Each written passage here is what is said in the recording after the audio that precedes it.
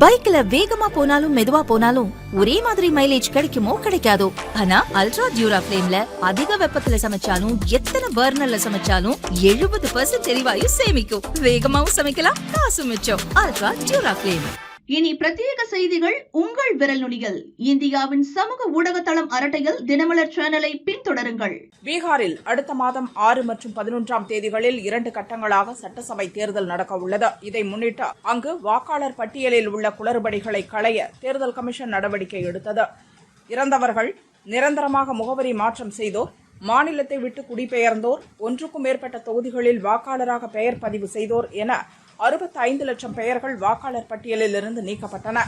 அதைத் தொடர்ந்து வரைவு வாக்காளர் பட்டியல் வெளியிடப்பட்ட உரிய ஆவணங்கள் சமர்ப்பிப்போரின் பெயர்கள் உறுதி செய்யப்பட்டன. அதன் அடிப்படையில் இறுதி வாக்காளர் பட்டியலும் வெளியிடப்பட்டது. இந்நிலையில் பீகாரில் நடத்தப்பட்ட பணி வெற்றி அடைந்துள்ளதால் 2ஆம் கட்டமாக நாட்டின் 12 இடங்களில் வாக்காளர் பட்டியல் சிறப்பு தீவிர திருத்த பணி மேற்கொள்ள உள்ளதாக இந்திய தேர்தல் கமிஷன் அறிவித்துள்ளது. இது தொடர்பாக இன்று நடந்த செய்தியாளர் சந்திப்பில் தலைமை தேர்தல் கமிஷனர் ஞானேஷ்குமார் இதுகுறித்து விளக்கினார். பீகாரில் வாக்காளர் பட்டியல் சிறப்பு தீவிர திருத்த பணி வெற்றி பெற்றுள்ளது. இதன் மூலம் போலி வாக்காளர்கள் நீக்கப்பட்ட வாக்காளர் பட்டியலில் உண்மைத்தன்மை உறுதிப்படுத்தப்பட்டுள்ளது.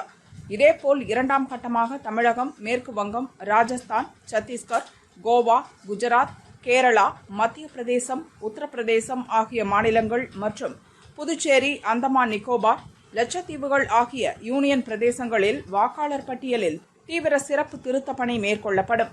நாளை முதல் பணிகள் துவங்கப்படும். இதற்கான பணியில் ஈடுபடுவோருக்கு நாளை முதல் நவம்பர் 3ஆம் தேதி வரை அதற்கான பயிற்சி அளிக்கப்படும். நவம்பர் 4ஆம் தேதி முதல் வீடு வீடாக களப்பணி நடக்கும். டிசம்பர் 9ஆம் தேதி வரைவு வாக்காளர் பட்டியல் வெளியிடப்படும்.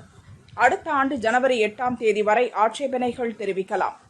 அடுத்த ஆண்டு ஜனவரி 31 வரை சரிபார்ப்பு பணி நடந்து பிப்ரவரி 7இல் இறுதி வாக்காளர் பட்டியல் வெளியிடப்படும்.